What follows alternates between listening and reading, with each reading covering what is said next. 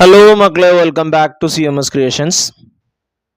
നമ്മൾ നോക്കാൻ പോകുന്നത് 2023 നമ്മളുടെ 10ാമത്തെ ചാപ്റ്ററായ പോളിനോമിയൽസ് ബഹുപദങ്ങൾ എന്ന് പറയുന്ന ചാപ്റ്ററിൽ നിന്നും ചോദിച്ചിട്ടുള്ള ചോദ്യങ്ങളും അതിൻ്റെ ഉത്തരങ്ങളാണ്.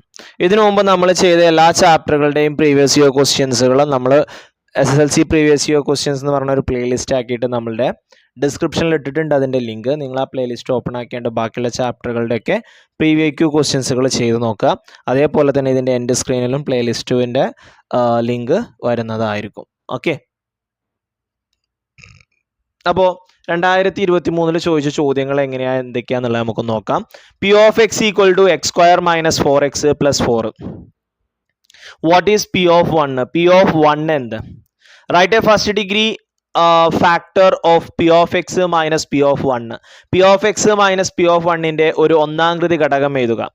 Write the polynomial P of x minus P of 1 as the product of two first degree polynomials. ഈ ബഹുപദത്തെ രണ്ട് ഒന്നാംകൃതി ബഹുപദങ്ങളുടെ ഗുണനഫലമായി എഴുതുക. അപ്പോൾ ആദ്യം P of x നമുക്ക് തന്നു x square minus 4x plus 4.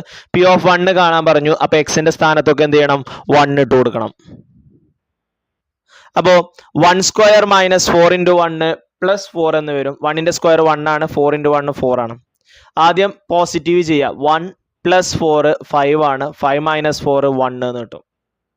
Okay, ഇനി P of x minus P of 1. P of x എന്ന് എന്ത് ചെയ്യുക? P of 1 മൈനസ് ചെയ്യുക. P of 1ന്റെ വാല്യൂ 1 ആണ്. അപ്പോൾ x square minus 4x plus 4 minus 1. അപ്പോൾ എത്ര കിട്ടും? 4 minus 1 എത്രയാണ്? 3 ആണ്. ഓക്കെ, ഇനി ഇതിൻ്റെ ഒരു ഒന്നാംകൃതി ഘടകം ഏതാനാണ് പറഞ്ഞിട്ടുള്ളത്? ആദ്യം നമുക്ക് ഇതിൻ്റെ ഘടകങ്ങൾ ഏതൊക്കെയാണ് നോക്കാം. ആഡ് ചെയ്യുമ്പോൾ -4 കിട്ടണം. മൾട്ടിപ്ലൈ ചെയ്യുമ്പോൾ 3 കിട്ടണം. മൾട്ടിപ്ലൈ ചെയ്യുമ്പോൾ 3 കിട്ടുന്ന ഒരേ ഒരു നമ്പറേ ഉള്ളൂ. അത് ഏതാണ്? 1 into 3 ആണ്. പക്ഷേ 3ലേക്ക് 1 ആഡ് ചെയ്ത് കഴിഞ്ഞാൽ -4 കിട്ടില്ല, 4 കിട്ടുള്ളൂ. രണ്ടും നെഗറ്റീവായിട്ട് എടുക്കാം നമുക്ക്.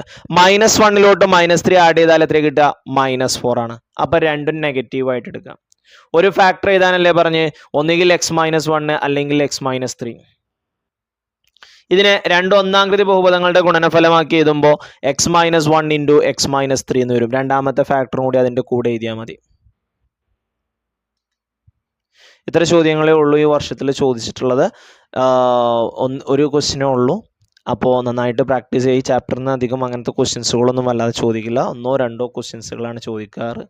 ഓക്കെ, അപ്പോൾ നന്നായിട്ട് പ്രാക്ടീസ് ചെയ്യുക, നന്നായിട്ട് വർക്കൗട്ട് ചെയ്യുക. Wish all the very best for your success and your examination. Thank you for watching this video. See you soon. By.